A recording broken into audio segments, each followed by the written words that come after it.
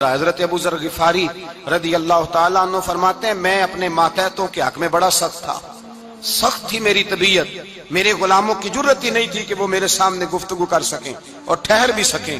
فرماتے ہیں جس دن میں کلمہ پڑھنے گیا، جس دن میں حضور کی بارگاہ میں، تو میں نے کہا حضور کوئی خاص نصیحت؟ تو نبی پاک نے فرمایا میری نصیحت تیرے لیے یہ ہے کہ جیسا تو نے کھانا ہے ویسا ہی غلام کو کھلانا ہے، جیسا تو نے پہننا ہے ویسا ہی غلام کو پہنانا ہے۔ حضرت ابو ذر کہتے ہیں جو میرے اندر کمی تھی وہی میرے نبی نے نصیحت کر دی، جو میرے اندر کوتاہی تھی وہی غیب جاننے والے رسول نے بتلا دی۔ فرماتے ہیں میں گھر گیا، جب میں جاتا تھا تو ملازموں کا سانس خشک ہو جاتا تھا، وہ کانپنے ہانپنے لگتے تھے کہ جانے اب یہ کیا کرے گا۔ حضرت ابو ذر غفاری فرماتے ہیں میں گیا، ایک شخص سے میں نے کہا کھانا پکاؤ، کھانا پکایا، دسترخوان پہ لگایا اور اپنے سارے ملازموں کو کہا آؤ یار میرے ساتھ بیٹھ کے روٹی کھاؤ، آؤ سارے میرے ساتھ بیٹھ کے کھانا کھاؤ۔ فرماتے ہیں انہوں نے کھانا کھایا، پھر میں ان کو بازار لے گیا، جیسے کپڑے میں پہنتا تھا ویسے میں نے ان کے لیے بھی خریدے۔ فرماتے ہیں میرے غلام کہنے لگے آقا خیر تو ہے نا، خیریت تو ہے نا، کیا ہوا، مزاج مبارک تو ٹھیک ہے، کیا ہو گیا؟ اور یہ جو ہم فضا کو اتنا خوبصورت دیکھ رہے ہیں اور یہ جو ہم اتنی پیاری ریم جھیم برستی دیکھ رہے ہیں، یہ جاری رہے گی یا ایک دن کی ہے؟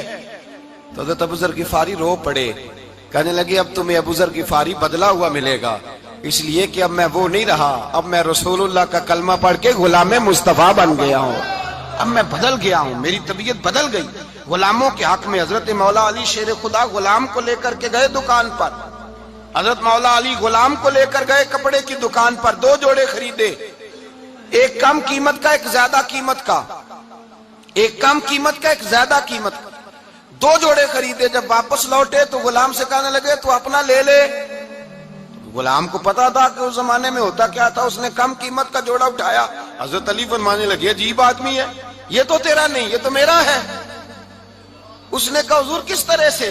آپ فرمانے لگے تیرے لیے قیمتی جوڑا اس لیے خریدا ہے کہ تو جوان ہے، اور میں نے اپنے لیے اس لیے چھوٹا خریدا ہے کہ میں تو اب بوڑھا ہو گیا ہوں، مجھے تو حاجت نہیں۔ کہنے لگا حضور بوڑھے اور جوان کا مطلب نہیں، آپ علی ہیں، من کنت مولا فہذا علی علی مولا، علی مولا، آپ چونکہ مولا علی ہیں اور آپ امیر المومنین ہیں، لہذا آپ نے تخت پر بیٹھنا ہے، آپ نے سلطنت کو چلانا ہے، آپ پہنیے۔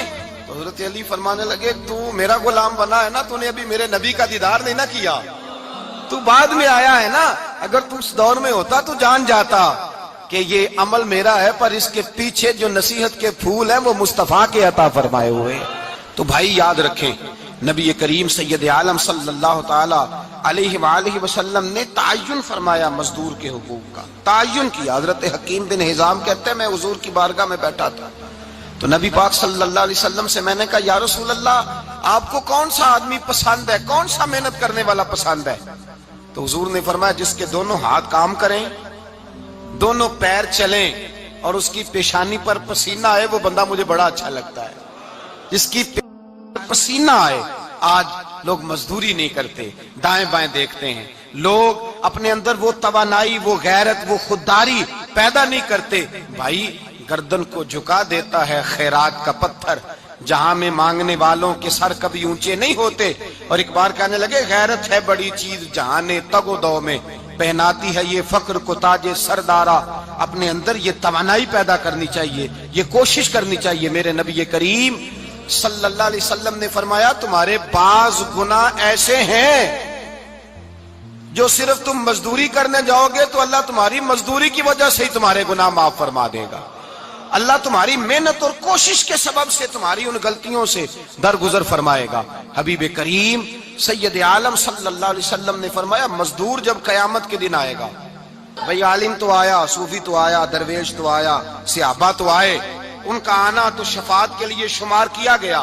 میرے مصطفیٰ نے فرمایا جب مزدور آئے گا، مزدور کی سب سے بڑی غلطی یہ ہے کہ مزدور اپنے آپ کو نیچ سمجھتا ہے، مزدور کی سب سے بڑی غلطی یہ ہے کہ یہ اپنے آپ کو چھوٹا سمجھتا ہے، اس کی زیادتی یہ ہے کہ یہ اپنی سوچ کو بڑا نہیں کرتا، یہ سمجھتا ہے نہیں کہ بھئی میں تو دو ہاتھوں کی محنت کی کمائی کھاتا ہوں، یہ آرزو کرم اور میں آپ سے کروں، یہ بھیک اس کو دیجئے جس کا خدا نہ ہو۔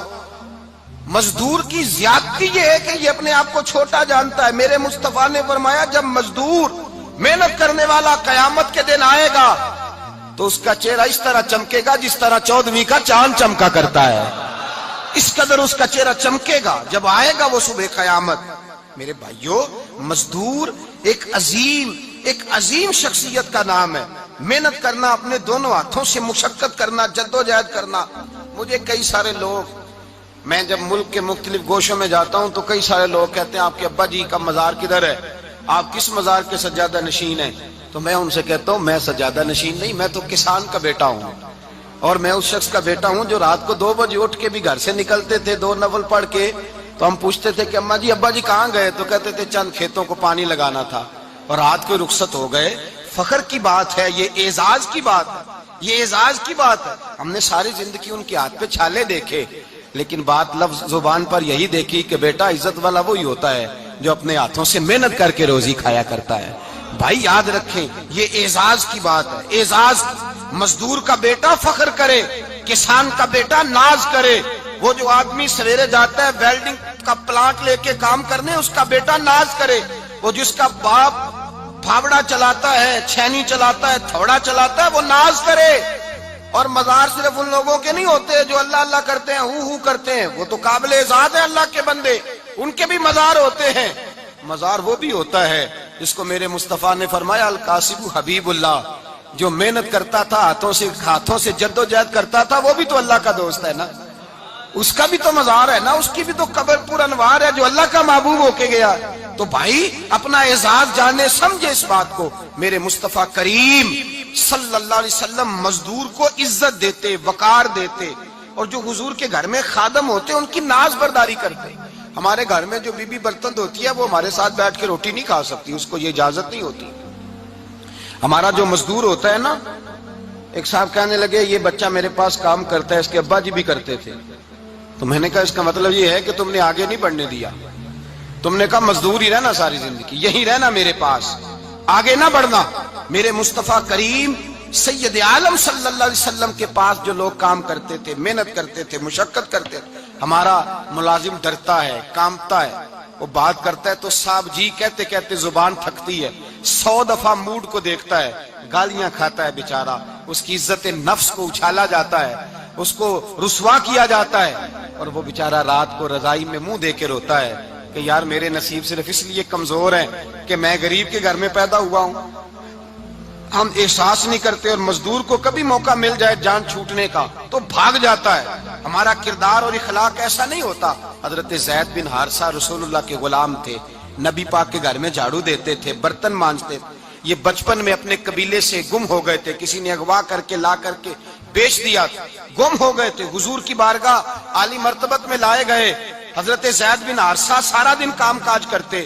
کوئی آدمی آیا ان کے علاقے کا، مکہ مکرمہ، ان کو پہچان کر واپس گیا ان کے قبیلے میں اور جا کے بتلایا کہ تمہارا بیٹا تو محمد ابن عبداللہ صلی اللہ علیہ وسلم کے پاس. اس وقت حضور نے بھی اعلان نبوت نہیں فرمایا تھا. ان کے والد حارثہ چچا لینے آئے اور نبی پاک کے پاس آئے تو 2 تھیلیاں شرفیوں کی بھر کے لائے.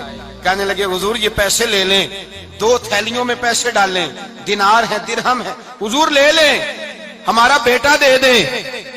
نبی پاک صلی اللہ علیہ وسلم نے فرمایا تمہیں غلطی لگ گئی ہے، پیسے پیچھے ہٹاؤ، میں زید کو بلاتا ہوں، میں زید کو، ادھر دیکھیے گا، میں زید کو، میں اسے بلاتا ہوں، اگر وہ جانا چاہے تمہارے ساتھ تو مجھے اعتراض نہیں لے جانا. چچا اور باپ کہنے لگے آپ عجیب بات کرتے ہیں، وہ غلامی چھوڑ کے نہیں جائے گا. آپ عجیب بات کرتے ہیں، وہ مزدوری چھوڑ کے بادشاہی اختیار نہیں کرے گا.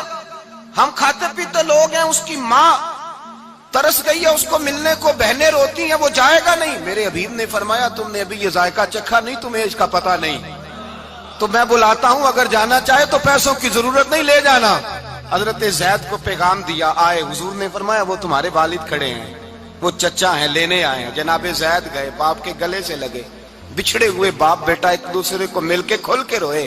کہا بیٹا تیری ماں کی آنکھیں پتھر ہو گئیں تیرا رستہ دیکھ کے، تیری بہنیں ترستی ہیں تیرے چہرے کے دیدار کو، بیٹا وہ گلیاں بھی روتی ہیں جن میں تو کھیلا کرتا تھا، پر اب فکر کی بات کوئی نہیں، اب کوئی پریشانی نہیں، میں پیسے لایا ہوں تجھے لے جاؤں گا۔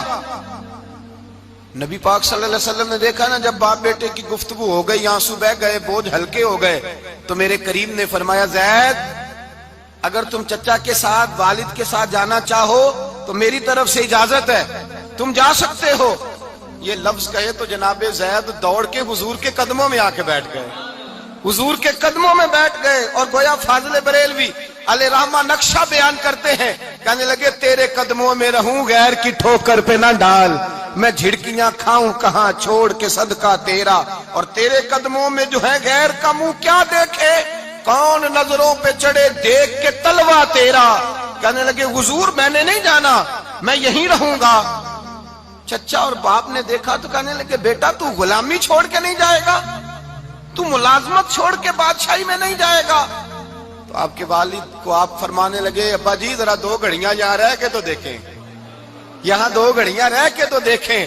فرمایا یہاں ملازموں کا وہ اعزاز ہے جو شہزادوں کا ہوا کرتا ہے، یہاں خادموں کی وہ عزت ہے، اور پتہ پھر ان کو مقام کیا ملا، یہ واحد صحابیاں جن کا نام اللہ نے قرآن پاک میں بیان فرمایا ہے، نام اللہ نے قرآن مجید میں بیان فرمایا۔ حضور کا اپنے غلاموں کے ساتھ جو تعلق تھا، اپنے ملازموں کے ساتھ جو رشتہ تھا، بڑا آدمی آتا نا بڑا آدمی تو لوگوں کی سانس سوکھ جاتے ہیں، اٹھ کے ملتے ہیں، بڑا کچھ کرتے ہیں۔ مزدور آتا ہے تو لوگ اوے کہہ کے پکارتے ہیں، ان کو خبر ہی نہیں کہ اس شخص کا اعزاز کتنا ہے۔ حضرت انس بن مالک رضی اللہ تعالیٰ عنہ فرماتے ہیں میں چھوٹا سا تھا، میری اماں مجھے حضور کے گھر چھوڑ گئی، میں نے 10 سال نوکری کی نبی پاک کی۔ کتنے سال بولیے؟ 12ویں دن لوگ کہتے ہیں بس بھائی ختم ہو گیا، اب فرینکنس ہو گئی ہے، اب جو مرضی تیرے ساتھ کریں گے۔ 10 سال نوکری کی میں نے، لیکن جناب انس فرماتے ہیں نبی پاک نے کبھی مجھے اف تک بھی نہیں کہا تھا، اف تک بھی نہیں کہا تھا، اف تک بھی۔ حضور نے بھیجا جاؤ فلاں آدمی کو بلا کر کے لاؤ۔ حضرت انس بن مالک رضی اللہ تعالیٰ عنہ فرماتے ہیں میں بلانے گیا، بچہ تھا چھوٹا سا، رستے میں بچے کھیل رہے تھے تو میں ان کے ساتھ کھیلنے لگا، محو ہو گیا، مجھے پتہ ہی نہ چلا وقت کا۔ حضور نے جب مجھے بھیجا تو فرمایا جلدی جانا اور جلدی آنا، اب مجھے خبر ہی نہیں، بڑی دیر ہو گئی۔ حضور وہاں انتظار کر کر کے خود تشریف لائے، کہتے جب نبی پاک آئے تو میں بچوں کے ساتھ کھیل رہا تھا، حضور نے جب مجھے کھیلتے ہوئے دیکھا، میری اچانک نظر پڑی تو میرے ہوش اڑ گئے۔ حضور نے تو کہا تھا جلدی آنا، اور میں یہاں کھیلنے لگا، یہاں اتنا الجھا کہ مجھے خیال نہیں رہا کس کام آیا ہوں۔ حضرت انس فرماتے ہیں میں ڈرنے لگا، جیسے جیسے حضور قریب آتے میری ٹانگیں کانپتی۔ فرماتے ہیں جب نبی پاک قریب آئے تو قربان جاؤں معصوم آمنہ کے، فرماتے ہیں حضور نے میری گردن پہ تھپکی دی، اور حضور نے ہنس کے فرمایا او بھائی لگتا ہے تو کھیل میں گم ہوا ہے تو تجھے یاد ہی نہیں رہا میں نے کس کام بھیجا تھا، تجھے یاد ہی نہیں رہا۔ کہ یا رسول اللہ صلی اللہ علیہ وسلم میں بھول گیا تھا، میں ابھی جاتا ہوں۔ کیا انداز ہے، کیا شفقت ہے، کیا رنگ ہے۔ حضور میں ابھی گیا اور ابھی آیا۔ نبی پاک نے فرمایا نہیں یار تو کھیل میں خود ہی چلا جاتا ہے، تو کھیل یہاں میں خود جاتا۔ یہ اعزاز، یہ فضیلت، یہ درجہ کس نے ذروں کو اٹھایا اور صحرا کر دیا، یہ کس نے قطروں کو ملایا اور دریا کر دیا، یہ کس کی حکمت نے یتیموں کو کیا در یتیم اور غلاموں کو دنیا بھر کا مولا کر دیا، یہ کس نے اتنا۔ میرے بھائی مزدور کو حضور نے اعزاز دیا، نبی پاک اپنے ہاتھ سے کام کرنے والے کے ساتھ اس نے سلوک کرتے، محبت کرتے، پیار کرتے۔ ایک بوڑھی اماں تھی جو مسجد میں جھاڑو دینے کی مزدوری کرتی تھی۔ کیا کام کرتی تھی؟ دعا کریں اللہ ہم سب کو مسجد کی صفائی کی توفیق عطا فرمائے۔ بوڑھی اماں تھی، مسجد کی صفائی کرتی تھی، نوکری کرتی تھی، بیمار ہو گئی، بخاری شریف میں موجود ہے۔ اللہ کے محبوب صلی اللہ علیہ وسلم روز تیمارداری کرنے جاتے، ایک وقت ایسا آیا کہ دن میں 2 مرتبہ حضور تیمارداری کرنے جاتے۔ ایک شام نبی پاک نے فرمایا اس کا انتقال ہو جائے تو مجھے اطلاع کرنا۔ صحابہ کہتے ہیں رات کے وقت ان کا انتقال ہوا، ٹھنڈ کا موسم تھا، ہم نے حضور کو تکلیف دینا مناسب نہ سمجھا، ہم نے دفن کر دیا۔ سویرے اللہ کے حبیب نے پوچھا تم نے مجھے اطلاع کیوں نہیں دی؟ حضور سردی بڑی تھی۔ کون جاتا ہے مزدوروں کے جنازوں میں؟ کون جاتا ہے مزدوروں کے جنازے میں؟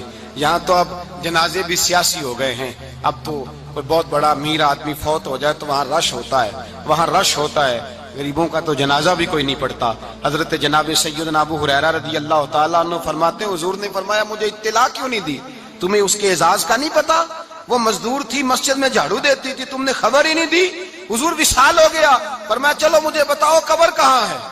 حضور سارا کچھ جانتے ہیں لیکن یہ ساری تمہید اس لیے بیان کی کہ ایک مزدور کی شان واضح ہو جائے۔ فرمایا بتاؤ قبر کہاں ہے؟ صحابہ کہتے ہیں ہم قبر پہ لے گئے تو میرے نبی نے فرمایا صفے بناؤ میں دوبارہ جنازہ پڑھاؤں گا۔